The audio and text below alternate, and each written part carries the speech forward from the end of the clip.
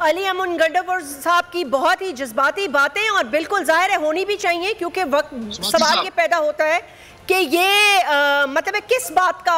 بات کے اریسٹ، اور اگر اریسٹ کیا تو انہوں نے کہا کہ اتنا منہ توڑ اور سخت جواب دیں گے کہ آپ کو لگ پتہ جائے گا۔ علی امین گنڈاپور صاحب یہ بھی بتا دیجیے آج عوام کو کہ یہ سننے میں آ رہا ہے کہ اگر ایسی کوئی حرکت ہوئی تو وہ کال جو شاید کچھ عرصے بعد آنے والی تھی، یا خان صاحب تھوڑا احتیاط سے اور تحمل سے، کیونکہ پاکستان کی معیشت بالکل ہی بدحال ہے، وقت دے رہے تھے اس حکومت کو، کیا وہ وقت بھی ختم ہو جائے گا اور کال آنن فانن بھی آ سکتی ہے؟ دیکھیں، کال تو عمران خان صاحب نے دینی ہے، اور اگر یہ اس طرح کی حرکت کریں گے تو یہ وہ کام جو کچھ دن بعد عمران خان صاحب ان کو فارغ تو گھر تو بھیج رہی ہے انہوں نے، تو یہ خود ہی اگر چاہتے ہیں کہ کچھ دن پہلے ہی چلے جائیں تو پھر یہ کام ہی کر لیں۔ دوسری بات یہ ہے کہ یہ اس ملک کے اندر آخر کیسا ہی نظام چل رہا ہے کہ ایک بندہ جو پچھلے 5 سال سے مفرور ہے، ملک چھوڑ کے بھاگا ہوا ہے، عدالتوں سے مفرور ہے، وہ سرکاری ہمارے ٹیکس کے پیسے کا خریدا ہوئے جہاز کے اوپر بیٹھ کر آ کے حلف لے کر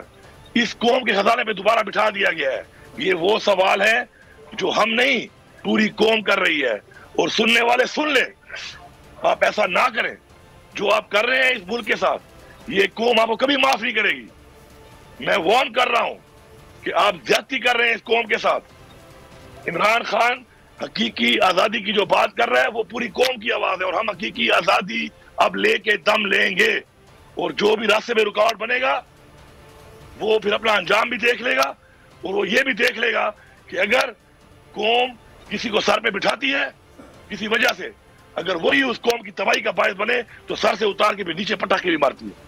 علی امین گنڈاپور سے ہم نے بات کی، بہت بہت شکریہ۔ بنی گالہ میں تھے، انہوں نے وقت نکالا اور بڑی دو ٹوک اور سخت الفاظ میں انہوں نے آڑے ہاتھوں حکومت کو لیا، اپنی حکمت عملی بھی بتا دی کہ اب